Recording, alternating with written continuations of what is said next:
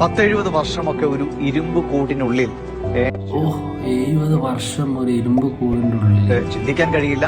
പക്ഷെ അങ്ങനെ ജീവിച്ച് നമ്മളെയൊക്കെ പ്രചോദിപ്പിച്ചു ഒരു മനുഷ്യൻ, ശ്രീ പോൾ അലക്സാണ്ടർ. അദ്ദേഹം പക്ഷേ 10-70 വർഷത്തെ ആ ജീവിതത്തിന് ശേഷം ഈ ലോകത്തോട് ഇവിടെ പറഞ്ഞിരിക്കുകയാണ്. ഏകദേശം 100 കണക്കിന് കുട്ടികൾക്കാണ് ഇത് ബാധിച്ചത്. അതിൽ ഒരാളാണ് ഈ അലക്സാണ്ടർ പോൾ എന്ന് പറയുന്ന ഇദ്ദേഹം കഴിഞ്ഞ 70 വർഷമായി ഈ ഇരുമ്പ് ബോക്സിനുള്ളിലാണ് കഴിയുന്നത്. ഈ അലക്സാണ്ടർ പോളിനെ ഈ രോഗം ബാധിച്ച് അദ്ദേഹത്തിന്റെ തലയും നാവും ഒഴികെ ബാക്കി എല്ലാ ശരീരഭാഗങ്ങളും തളർന്നു പോയിരുന്നു.